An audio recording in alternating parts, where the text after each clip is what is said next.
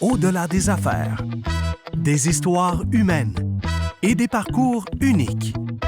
Au-delà des affaires. Hey, bonjour, bienvenue au podcast Au-delà des affaires. Mon nom est Daniel Bédard, je suis en compagnie de Jean-Philippe Vizina. Bonjour Daniel, ça va bien? Et oui, toi? Oui, très bien. Un podcast qui fait découvrir des entrepreneurs puis des histoires inspirantes. Mais aujourd'hui, on a une formule un peu différente. On vous fait un épisode bonus. On va parler des invités qu'on a reçus. Et aussi, on va se prêter au jeu, hein, Jean-Philippe? Comme d'habitude. Oui, on va se poser des questions, tout ça. Ouais. C'est toujours un podcast non préparé qu'on fait ensemble. On a le goût de Très naturel. Ouais, de discuter de qu'est-ce qu'on a vécu. Oui. Puis, moi, d'entrée de jeu, j'aimerais ça te demander. Je sais qu'on a quelques épisodes à discuter, Il y là. a quand même 9 depuis le dernier épisode bonus, à moins que je me trompe. 9? 9, c'est Ouais. ça. Ouais, exact. Puis, toi, t'en as-tu une qui t'a marqué le plus? Ben, il y en a plusieurs, c'est dur de sélectionner, mais je dois dire qu'il y a une peut-être qui est aussi plus récente pour nous, là, mais Andréane Martin, Ouais. c'est sûr que son histoire, écoute, je pense que les trois ont pleuré en studio, là, c'était Oui. très touchant. Et puis, très tôt, hein? Ouais. Très tôt dans la conversation, on a vu qu'elle a montré sa vulnérabilité. Puis je trouve que ça prend beaucoup de courage de raconter son histoire avec de la vulnérabilité. Tu es d'accord? Oui. Mais vraiment très tôt, là, les premières minutes. Là, Comme j'ai aimé ça être arrivé ici en studio, elle a dit là, j'aimerais ça tout avoir une boîte de Kleenex pas trop loin. Oui. On sentait qu'elle voulait dire un message qui était important pour elle. Puis Oui. même on l'a vu par après, même sur ses réseaux, elle disait, tu sais, si vous connaissez mon histoire, allez voir ça parce que c'est peut-être de quoi qu'elle parlait pas souvent finalement. Ouais. Aussi, c'est un épisode qui m'a marqué, mais aussi, on s'entend, on l'a constaté, toi et moi, Andréane, elle a une communauté qui la suit. Ça a paru. Ça l'a paru. Donc, dans une communauté qui te suit, tu as des gens qui t'aiment beaucoup, mais tu as aussi des gens qui, voilà, le terme, c'est haters, là. Moi, c'était la première fois que je vivais ça, là. Pareil. Puis d'ailleurs, j'en ai parlé avec Paul Raphaël. Là. Ouais. J'avais dit, c'est quoi, c'est la première fois qu'on vit ça, nous autres? Mais il y avait énormément de commentaires. Ça suscitait beaucoup d'intérêt. Mais aussi, nos nombres d'abonnés ont monté. Ouais. Mais c'est le fun qu'on ait des commentaires, des réactions. Moi, j'adorais ça. Bon, c'est ça. Peut-être les haters, que c'est des commentaires des fois un peu plus méchants. Mais j'ai trouvé ça... j'aime ça qu'il y ait de la réaction. Puis en bowling, on le fait pour les autres, pour que ça puisse améliorer la vie de d'autres entrepreneurs. Fait que je trouvais ça le fun qu'on ait des commentaires. Bon, à part les méchants commentaires qu'on a eu également. Oui, c'est ça. Mais il m'a fait un commentaire, j'ai pas eu le temps de le dire. Je vais te le dire. Il m'a dit... Tu sais, quand il y a des haters, ça te fait réaliser qu'au moins le monde t'écoute. C'est pas fou. Pas fou, hein? Pas fou. J'ai dit, c'est vrai, nous, tu sais, présentement, on est en train de se parler, toi et moi, on n'a aucune idée qu'il y a du monde qui peut nous écouter. T'oublies cet aspect-là. Là. Ouais. Ben, comment il est fait aussi, le studio, c'est bien, là, parce que quand nos invités sont ici, ben, ils nous regardent, ben, ils ne voient pas les caméras. Tout à fait. Mais sinon, il y en a eu plein d'autres. Si on commence par le début, le premier de ces 9-là, Patrick Morissette, j'ai beaucoup aimé le côté mentorat, la sagesse qu'a cet homme-là. Puis je trouve que c'est un sujet qu'on ne parle pas non plus beaucoup en affaires, le mentorat. On dirait que quand ça va mal, c'est là que les gens vont vouloir avoir d'avoir un mentor. Mais quand les choses vont bien, on dirait que c'est des choses que les gens ne pensent pas. C'est ça que tu vois toi aussi? Bien, tout à fait. Ben, en fait, moi, je suis contente qu'on en parle parce que... je sais pas si tu te souviens, dans l'épisode, à la fin, je lui ai dit le titre de notre épisode sans le savoir. Ben, tu sais, c'est ce qui m'est venu. J'ai dit, Patrick, on dirait que tu as une sagesse entrepreneuriale, puis c'est vraiment venu le chercher. Oui, c'est vrai. Ça, tu te souviens, là, les larmes, c'est là que peut-être que vous le voyez pas là, à la caméra, mais nous, on le voit, là. Les larmes ont monté un petit peu. Puis, ce que j'ai ressenti à ce moment-là, c'est, tu sais, tout ton parcours, tu sais, t'en arraches, là. Tu peux retomber ses genoux parfois, c'est difficile, puis... Lui, il est rendu à un moment de sa vie où, là, il a passé le plus dur, hein? Oui. Puis, il peut redonner. Puis ça, je trouve ça beau. Oui. Puis, il peut redonner dans le positif, d'être présent pour eux autres. Puis, c'est ce qu'il fait, d'ailleurs, là. Puis, moi, c'était ça. C'est la sagesse entrepreneuriale de ce gars-là. C'est ça qui est ressorti. Puis, j'essaie de regarder les statistiques avant l'épisode d'aujourd'hui en lien avec le mentorat. Puis, je pense que c'est à peu près un entrepreneur sur deux qui a déjà vécu une expérience de mentorat. Puis c'est clair que c'est bénéfique sur tous les points, là, tant au niveau personnel qu'au niveau de la business, qu'au niveau de la croissance, des innovations, des idées. Puis les gens, pourquoi la plupart ne le font pas, c'est encore une fois, c'est le temps. Le temps, puis est-ce que c'est ben, parce que du mentorat, tu as des programmes de mentorat qui sont subventionnés, là, je veux dire, ça te coûte rien. Aller dîner avec quelqu'un, lui parler de ton défi que tu fais actuellement, ça coûte le lunch, là, c'est pas... effectivement, mais le temps... Ben moi, je dis toujours aux gens, parce que moi, j'en fais du mentorat, là. Je dis, est-ce que tu as 1 heure par semaine à te consacrer? Est-ce pas beaucoup, là, 1 heure par semaine? Puis... Je crois que en tout cas, ceux que j'accompagne, c'est parce que définitivement, ils le font, là. Puis j'ai dit, qu'est-ce qu'on va faire? C'est qu'on va se mettre la même heure, la même journée. Dis-moi, dans ta semaine, toi, ça ressemble à quoi? Y a-t-il une journée que tu as de préférence? Puis c'est comme ça qu'on se book 1 heure pour soi. Moi, je le conseille à tout le monde de faire ça. Si c'est pas du mentorat, c'est au moins de prendre du temps pour soi, de réfléchir, parce que ça va vite, là. Dans ton rôle de mentor, c'est quoi tu dirais que tu vois le plus qui évolue chez les gens pendant qu'ils ont ton soutien? Ben, premièrement, merci de poser cette question-là parce que quand je vois le déclic chez la personne, parce que on va se le dire, la majorité du monde qui va aller en mentorat, c'est qu'ils vivent un blocage, une problématique. Ils se sentent stagnés. Ils ont de la difficulté à se positionner. Il y a quelque chose qui les empêche un peu importe, ça soit quoi. Fait qu'il y a une certaine souffrance. Veux pas. Ouais. Bien, je la vois, cette souffrance-là, dès le départ. Puis éventuellement, elle s'estompe parce qu'on travaille sur sa clarté, sur sa personne. Et c'est ce que je trouve le plus beau, c'est ça. C'est quand il y en a que ça prend pas beaucoup de temps. Il y en a que ça prend plusieurs rencontres. Puis à un moment donné, boum, il y a comme un... C'est comme si le soleil apparaît, les nuages s'estompent. Tu apprends à te poser tes propres questions. Puis est-ce que tu crois qu'il y en a qui se confient beaucoup sur des choses qu'ils ne disent pas à d'autres personnes? Totalement. Ben oui, c'est vrai. Totalement. Tu sais, de parler à quelqu'un de l'extérieur qui est ni lié dans l'entreprise, ni lié à l'émotion, qui est externe, finalement. Qui est complètement... Ouais. C'est ça, exactement. Tu es externe. Tu as une vision complètement différente. Moi, je vois... Tu sais, je suis de l'extérieur, j'ai pas l'émotion qui est impliquée, là. Parce que, on va se le dire, là, quand tu es dedans, l'émotion embarque, la gestion de tes émotions, c'est pas toujours facile. Puis cette personne-là t'aide à te questionner, puis à te prendre une espèce de hauteur face à ce que tu vis. Ben, c'est la bonne personne pour toi. Puis là, je sors du mentorat, mais là, je vais plus sur Daniel. Ouais. La personne que t'es, tu penses beaucoup aux autres, tu veux tellement que les autres aillent bien. Je me dis, toi, d'entendre tous ces petits bobos-là, ces problèmes-là que tu t'aimerais tellement régler, ça doit être difficile aussi à un moment donné d'en avoir beaucoup sur les épaules ou on jase? Oui, on jase tout à fait. Ben, premièrement, ça, c'est, je te dis, toi et moi, on a ce point-là en commun. Les autres sont beaucoup importants pour nous. Je te disais, on a tendance, nous, à mettre les autres en lumière et non nous-mêmes en lumière. Là. Ben, c'est une bonne question que tu poses. En fait, il y a un détachement face aux résultats qu'il faut avoir. La personne, elle a toute la capacité possible à arriver à ses aspirations ou à au résultat qu'elle désire. Là. Est-ce que ça devient lourd? La réponse, c'est forcément, mais il faut développer des moyens. Tu sais, ce que ma grand-mère, elle te dirait, il faut que les babines suivent les bottines. Tu sais, ce qu'on discute... C'est pas toi qui peux le faire. Là, non, c'est ça, mais ce que je discute avec les autres, il faut que je l'applique pour moi aussi. Ouais. C'est pas toujours facile. Fait que parfois, ben il faut que je tire la plug, je vais en forêt, moi aussi, j'ai du mentoring, tu sais, c'est important, là, parce que si tu cumules, ben tu peux pas bien accompagner les autres. Puis, mais moi, je me demandais... Mais tu as vécu un événement important récemment, là. Tu veux-tu qu'on en parle? Ben oui, je suis très à l'aise. OK, on t'avait... Je suis excitée. Tu as vécu un événement important. Ouais. En fait, là, j'ai senti... Moi, je suis allée à ton événement. Pour le dire aux auditeurs, dans le fond, tu as fait un changement de nom. Oui, pour notre 30e anniversaire. Pour le 30e anniversaire. Mais ça coïncide aussi avec le fait que tu as repris... Tu as repris le leadership de ton père. Oui. Puis, bon, ça s'est pas fait du jour au lendemain, ça. En 2022, le 1er janvier 2022, j'ai pris la relève officiellement. Ouais.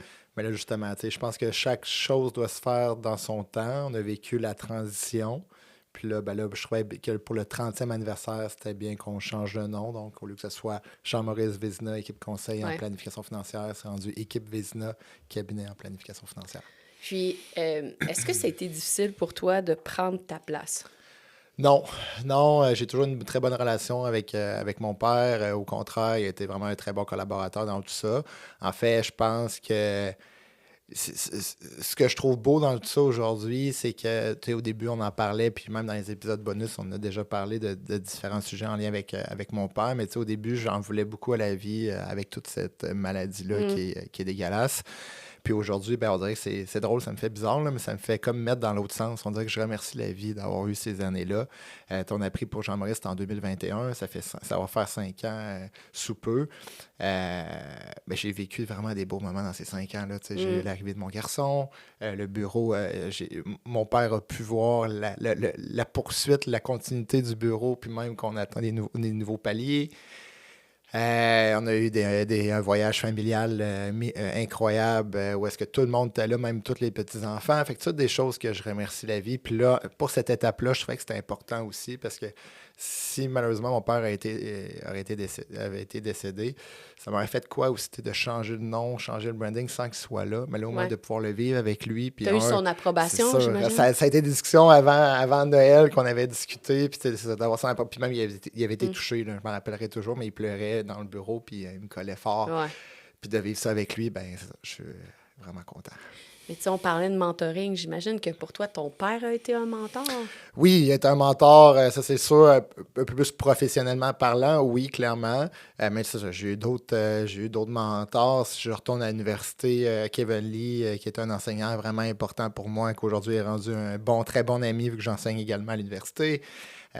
Sinon, aussi côté plus professionnellement, ben, j'ai aussi mon vice-président régional, que c'est ça son rôle, là, veut pas, là, Kevin Hamel, que lui, justement, son rôle, c'est de nous challenger, c'est de voir comment on peut améliorer notre pratique. Nous, on s'est connus grâce à Kevin. Exactement, c'est connu grâce à Kevin, puis c'est sûr que j'ai eu ton accompagnement, comme nos auditeurs qui nous écoutent depuis le début savent très bien. Pendant justement cette période-là de transfert en 2021-2022, tu as été un rôle très important pour moi, c'était plus au niveau personnel. Donc, ça, je trouve ça important. Puis, moi, ce que j'aime, c'est quand les choses vont très bien, on a une équipe en croissance, mais on s'en remet tout le temps en question. Puis ça, je trouve ça tough.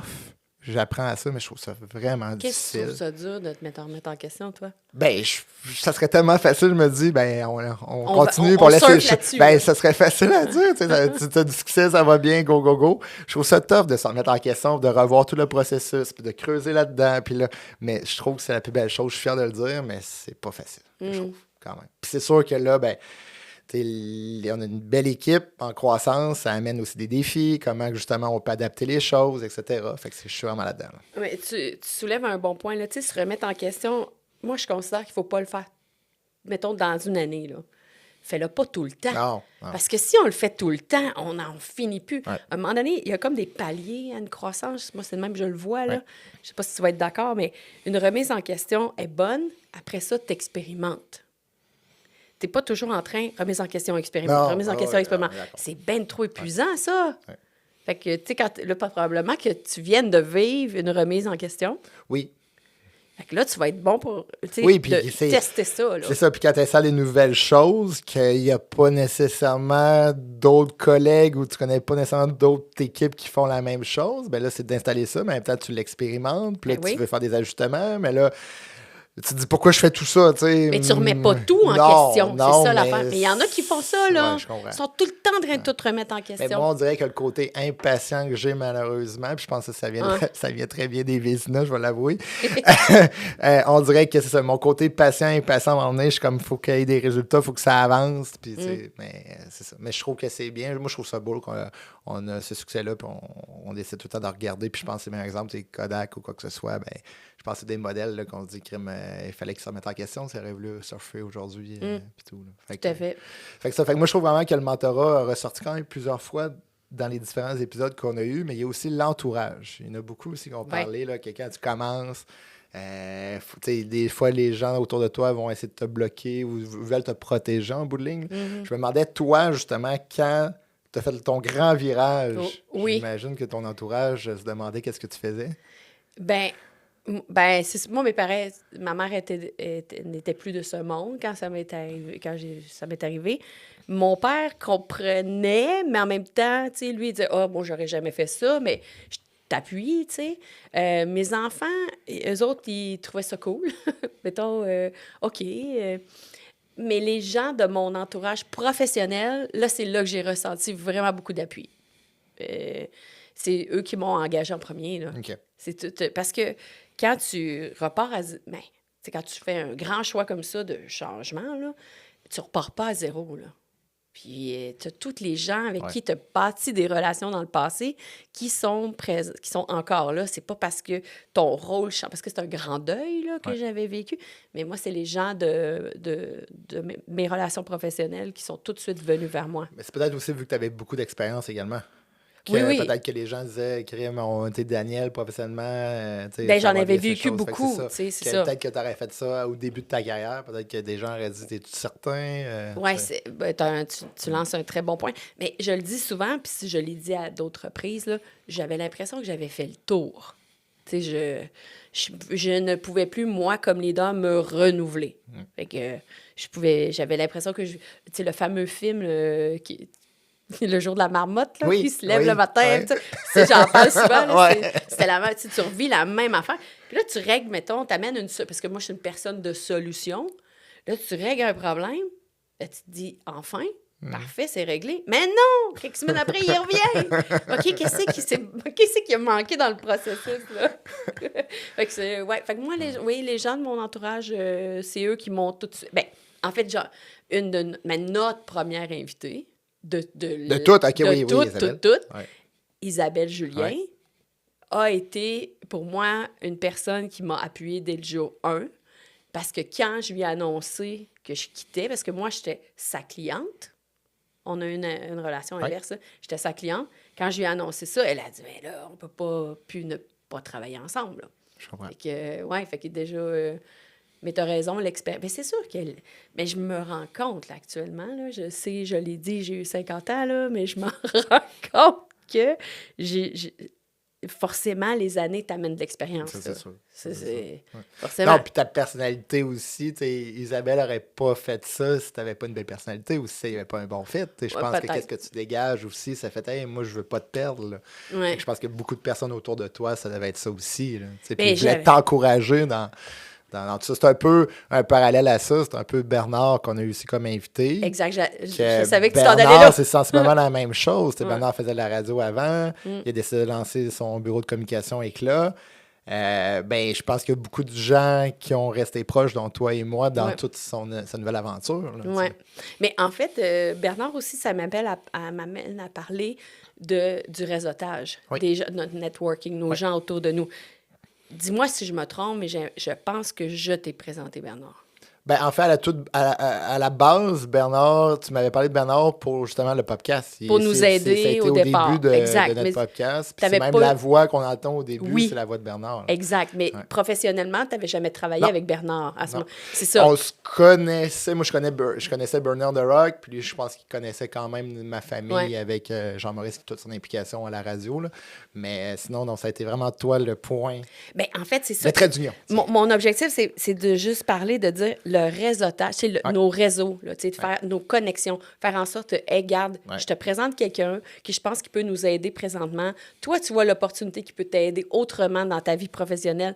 C'est fantastique. Tu regardes, je suis allée à ton lancement. C'était-tu en tout cas, ton annonce, ta soirée, qui était très bien réussie d'ailleurs.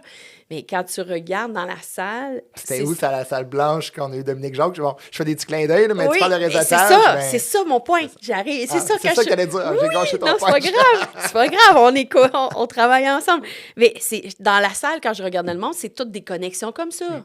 Il y avait la gang de Biz qui était là. Finalement, Bernard, il les a présentés pour qu'il fasse ton nouveau logo. Tu vois-tu la connexion? C'est comme un petit découle. Ça découle d'un à l'autre, à l'autre, à l'autre. C'est très drôle aussi qu'après l'épisode de CBS Impression, là, on a réalisé que tu étais un de leurs clients. C'est ça. Fait que c'est quand même très drôle aussi comment, comme tu dis, le réseautage a de l'influence. Mais c'est hyper important.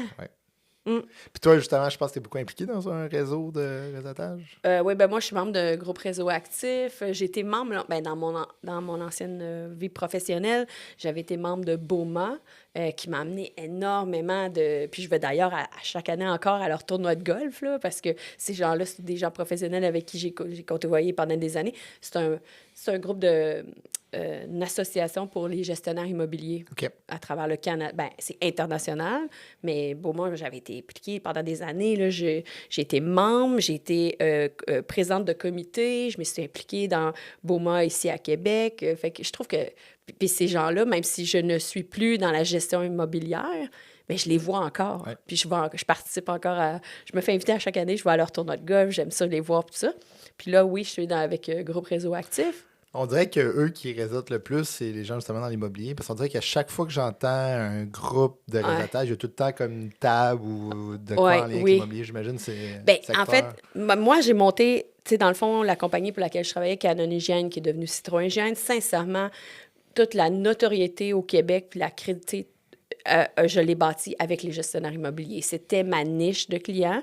Alors, pour moi, m'impliquer dans ce groupe de réseautage-là a été extrêmement bénéfique, autant pour l'entreprise, mais moi, comme personne. J'ai rencontré des gens formidables. J'ai vécu des expériences extraordinaires.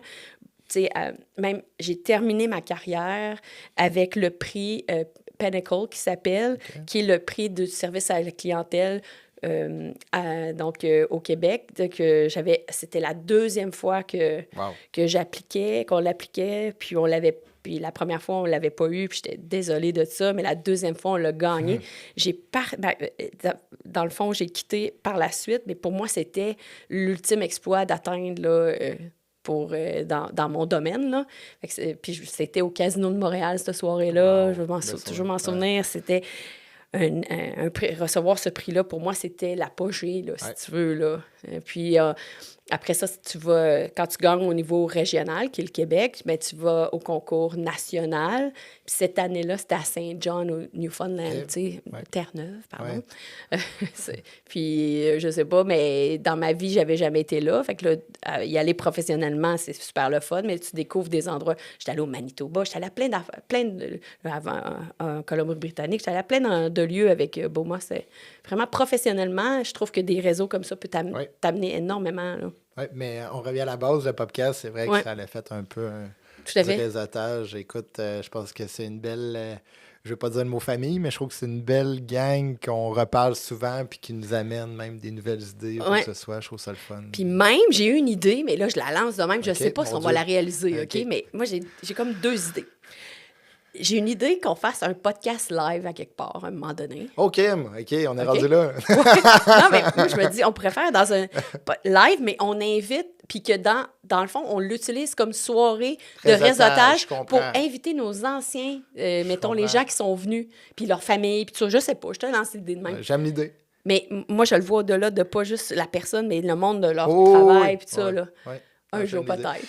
Ce que j'aime, j'ai hâte de voir ta deuxième idée. T'en avais 2? Bien, c'était comme soit un podcast live, puis une activité qu'on invite nos invités. On peut faire les deux en même temps. C'est ça, mon point. OK. Puis, ce que j'aime aussi du podcast, c'est qu'on pose des bonnes questions. Puis moi, je me rends compte, on parlait de mentorat tantôt. Le mentorat, c'est ce côté, l'écoute active, c'est super important. Mais de poser les bonnes questions, ils sont aussi. Fait que je peux pas dire qu'on fait pas du mentorat du tout, là, mais je trouve que des fois, c'est bien les questions qu'on pose, parce que ça fait réfléchir les gens sur peut-être d'autres choses qu'ils n'ont pas pensé. Ouais. Ça, je trouve ça beau. Mais j'adore ton idée. OK, bien, regarde, on laisse ça mûrir. On a du temps, mais oui, on a l'été pour y réfléchir. Oui, c'est ça. Tout, puis, mais ça serait le fun, hein, mais de revoir tout notre monde, tout ça. Mais quand je suis arrivée à ton événement, mademoiselle Mélissa Cochon était là. Oui. Mademoiselle, je suis rentrée dans ça, elle est venue tout de suite me voir. « Hey, Daniel, je suis contente de te voir, ça fait longtemps que je t'ai vu. » La dernière fois que je l'ai vu, c'était notre enregistrement. C'est une de nos invités de la première année. Oui. Elle dit « Si tu savais le nombre de personnes qui me parlent de notre enregistrement, de son podcast, là. Puis là, je le voyais dans ses yeux, elle était contente, là, elle a aimé son expérience. Bref, toi, est-ce qu'il y a beaucoup de gens qui t'en parlent? Oui. J'ai rien à dire. Oui, j'ai quand même beaucoup de gens qui m'en parlent. Puis à chaque fois, ça me touche vraiment beaucoup. Mais tu vois, les commentaires, c'est toi qui les as eus. Ah ouais, c'est sûr qu'Andréane, on l'a beaucoup vu sur les réseaux. Là. Ça a été beaucoup tout l'impact sur les réseaux. Puis elle nous a écrit en privé. Là. Mais c'est tout le temps le fun d'avoir un peu un feedback de ce qu'on fait. Parce qu'on le sait, là, oui, on adore ça, c'est une méchante belle expérience, mais comme on l'avait déjà dit, on le fait beaucoup pour les invités, pour le côté entrepreneur. Mettre les gens en lumière. C'est ça. Fait que ça, je suis vraiment content, on le fait bien. Puis quand, en plus, moi, ce que j'aime, c'est quand on finit l'épisode, les gens, souvent, la plupart du temps, sont surpris. Même les gens qui sont habitués de faire des podcasts, parce qu'ils disent, crème, tu sais, vous me mettez à l'aise, vous posez des bonnes questions. Tout à fait. Fait que ça, j'aime ça. Puis le point que j'adore le plus dans un podcast, c'est quand on pose une question, puis que là, l'invité, il réfléchit. Quel moment de silence, ça, j'adore. Ça. Puis ça, on les coupe jamais, puis je trouve que c'est tellement beau. Puis des fois, le silence, il est long. Hein? Mais ça, les deux, on parle pas. On attend. Mais on le fait de façon naturelle, je pense. Mais tu travailles avec une humaine extraordinaire, je vais la nommer Lucie. Oui. Tu savais que j'allais faire... qui est une fan de podcast aussi. Exactement. Fait que je l'ai vu, récemment, Lucie. Puis tout de suite, ce qu'elle m'a dit, elle nous écoute systématiquement. Elle adore nos podcasts. Fait que merci, Lucie. Nous, on a même dans notre infolette, à tous les mots qu'on envoie à nos clients, parmi d'autres nouvelles.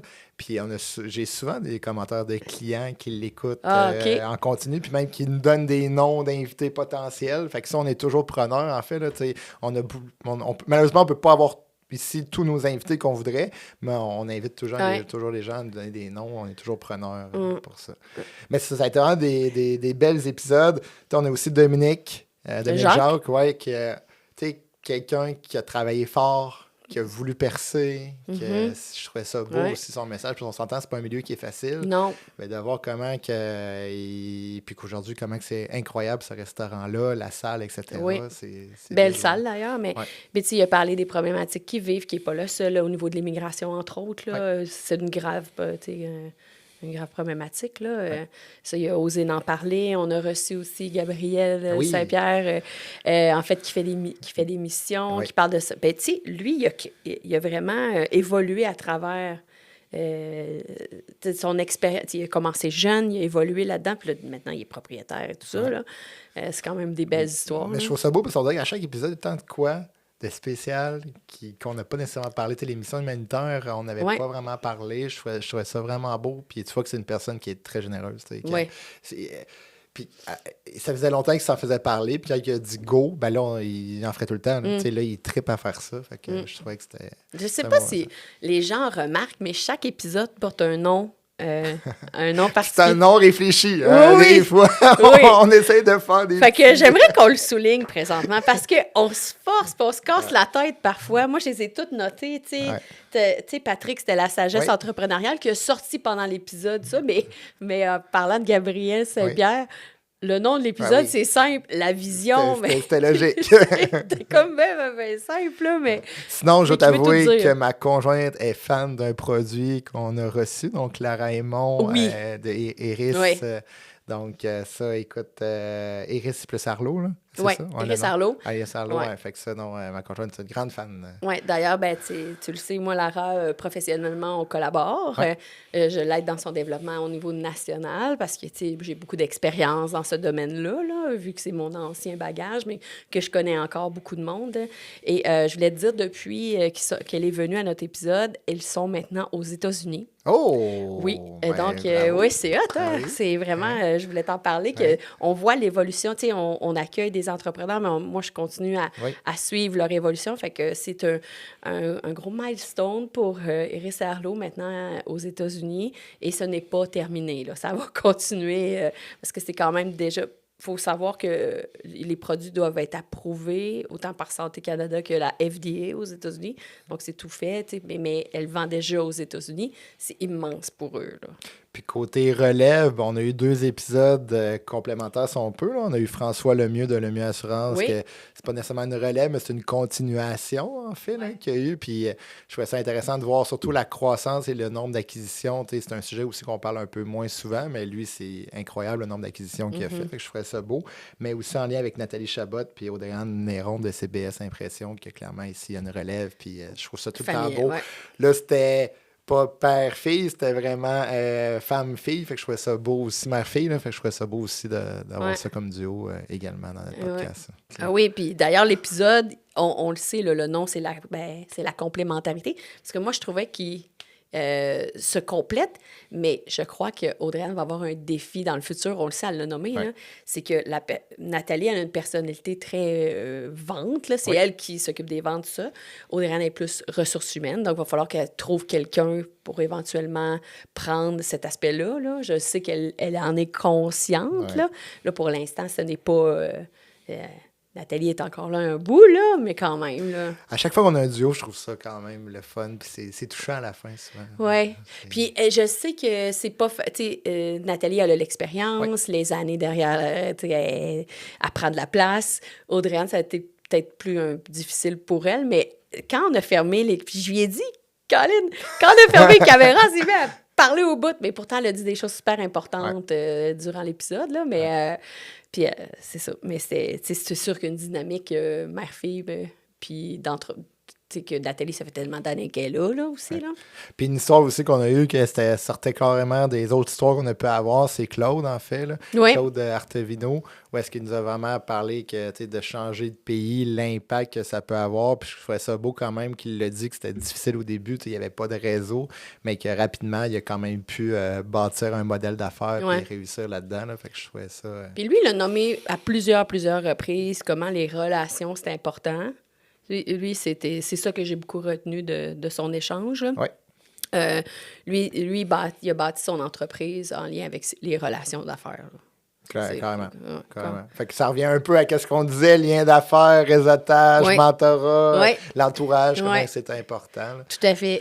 Qu'est-ce qu'on pourrait se souhaiter pour, mettons, plus tard, là, dans les prochains épisodes, tu penses? Là, on dit tout le temps qu'on veut des témoignages, on veut de quoi, mais mettons, là, tu parlais de live, c'est déjà ambitieux, j'aime ça. Il y aurait d'autres choses? Moi, c'était ce défi. En fait, j'appellerais pas ça un défi, mais une idée de dire qu'est-ce qu'on pourrait faire autrement la prochaine année. Parce que là, on est à l'aise ici. Oui, c'est parfait. On va continuer à faire nos podcasts ici. Mais je me disais, crime, ça serait peut-être le fun de faire quelque chose de différent. Oui. Fait que moi, je nous le souhaite. Je dis pas de se réinventer, mais juste de oser quelque chose de différent pour justement atteindre un autre milestone, peut-être, là, de dire on va ailleurs. Là. Mais je pense que ce serait le fun parce que, comme tu dis, les gens appliqueraient un peu le réseautage aussi. Oui. Puis on échangerait aussi sur l'épisode. Puis... On peut peut-être... Je sais pas. Là, il y a peut-être des gens qui on lance ça dans l'air. C'est des gens qui ont des idées. C'est ça. Ou ils vont dire, hey, nous autres, on a un événement, on aimerait peut-être ça que vous veniez live faire un podcast. Je sais pas. Là. On verra. On se déplace. On peut... Je suis sûre que Will... on part avec la table. Oui, Will, il n'y aura pas de problème. Hein, probablement, on va pouvoir faire ça. Puis j'aimerais peut-être, genre ça dans les nuages, peut-être avoir un deuxième dragon, une deuxième dragonne. Ce serait le fun. On a eu Dominique, qui est de retour, d'ailleurs. Oui, c'est vrai. Oui, c'est vrai. J'ai écouté le premier épisode, t'as raison, oui. Il est de retour comme un dragon invité. Je pense pas qu'il est là. Je pense que tu as raison. Oui, comme dragon invité. Fait qu'on peut prendre un dragon ou un dragon invité, on est ouvert. Oui, c'est ça. Mais un deuxième dragon, une deuxième dragonne, ce serait Puis pourquoi t'aimerais ça? C'est juste parce que souvent, ils ont Dominique, il avait des histoires quand même croquantes en lien avec son bateau, le voyage. Je trouve que des fois, c'est intéressant ce volet-là, mais aussi de parler aussi de... Je ne veux pas revenir sur l'émission, là, mais de parler de justement le reprenariat, l'entrepreneuriat. Je pense qu'ils ont un bagage aussi avec l'émission. Là, on le sait très bien, là, tout le monde le sait, que la réalité, c'est qu'il n'y a pas tant de deals qui se règlent avec l'émission, mais c'est surtout de mettre de l'avant le reprenariat, l'entrepreneuriat. Fait que je pense... Puis en même temps, c'est ça. Je trouve que c'est des personnalités, des gens qui ont de quoi d'intéressant à dire. Là. Fait que j'aimerais ça. C'est un défi personnel, mais j'aime beaucoup plus ton idée. Ah oui, mais en tout cas, je la lance de même. Mais moi, j'aimerais, avant qu'on se quitte, là, qu'est-ce que ça t'apporte le plus à toi, Jean-Philippe, ce projet-ci? Le projet au podcast au-delà c'est du plaisir. Pour moi, c'est ce que j'aime. Ça me fait tout le temps sourire quand je vois dans mon agenda qu'on a un enregistrement. C'est d'apprendre plus sur un entrepreneur, puis d'aller pas juste en surface, d'aller en profondeur. c'est ça un peu ce que j'aime aussi. Là, je fais un parallèle là, mais à ce que je fais dans la vie. J'aime pas ça être juste en surface. Moi, j'aime ça aller plus en profondeur, voir c'est quoi les vrais défis, c'est quoi les vrais challenges à la personne. Fait que pour moi, c'est juste naturel, puis c'est ce que je fais à tous les jours. Toi, de ton côté. Ah, c'est une belle réponse. Yes, check. Tu l'avais pas préparé, mais... c'est tout à fait naturel, l'épisode à 100%, puis j'aime ça à chaque fois. On dirait qu'à chaque fois, au début de l'épisode, je suis un peu comme... Je sais pas sur quel pied danser, puis finalement, on se laisse danser, puis c'est parfait. Là. Mais je pense qu'on a une belle complémentarité. Complémentarité. Merci. Oui. Ben, en fait, moi, ce que j'avais même... Je te pose la question, puis j'avais pas réfléchi, mais là, si je me centre sur moi, en fait, à chaque épisode, c'est sûr que au départ, il y a toujours pas un stress, mais comme un petit nerveux, quelque chose de... vers où on va aller, tu sais, qu'est-ce que ça va... Je ne sais jamais parce qu'on n'a aucune idée. Là. Ouais. Mais je trouve que moi, ça me fait grandir comme personne de pouvoir rencontrer des gens, d'être pleinement là pour eux parce qu'en fait, on les met de l'avant. Moi, comme ça améliore mon écoute aussi, tu sais, la vie, moi, je suis pour qu'on évolue constamment. Fait que d'être présente pour l'autre, moi, ça m'apporte, là, faire ce projet-là, de mettre des gens de l'avant, puis de voir aussi, je pense que la plus grande récompense, c'est à la fin. Ouais. Quand le sourire est là, puis ils disent « Wow, c'était dommage le fun, j'aurais continué pendant... » Souvent, ils disent que ça a été trop vite, là. Oui, c'est ça. Mais ça, moi, ça m'apporte énormément, là, de vivre ça à chaque fois, là, parce que, honnêtement, quand on franchit la porte, sincèrement, j'ai aucune idée. Puis j'aime ça aussi parce qu'on a beaucoup de respect. Oui, on pose des questions des fois qui vont être un peu plus loin sur le volet plus personnel ou au-delà des affaires. Mais mettons, on respecte l'ouverture de la personne. Il y en a qui veulent se livrer davantage, il y en a qui veulent peut-être plus se protéger, qui sont moins à l'aise. Puis ça, on respecte ça. Puis on n'est pas là pour faire un show de TV. Non. On est là vraiment pour connaître la personne, savoir c'est quoi les défis qu'elle a vécu, etc. Ouais. Puis ça, je trouve qu'on est bien là-dedans, c'est naturel. Puis même nous, entre nous, quand on pose des questions, on se coupe pas la parole. C'est comme naturel, puis c'est ça. C'est le fun. C'était vraiment un beau projet. Je te remercie encore. Puis l'idée, l'étincelle est venue de toi. Comme l'étincelle de le faire en live vient de toi. Fait que moi, je suis tout le temps, partant. Fait que allons-y. Oui, en tout cas, à suivre, là. On verra l'an prochain, là, mais... Merci, Daniel. Passe une belle été. Ben, toi aussi. Puis on se voit-tu au baseball? Assurément. Good. Excellent. On va encourager notre belle équipe. Good, excellent. Bien, merci d'avoir été là encore. Partagez, merci de nous faire connaître. Si vous avez des commentaires, vous voulez venir au podcast, bien, laissez-nous savoir. Merci. Merci. Au-delà des affaires, des histoires humaines et des parcours uniques. Au-delà des affaires.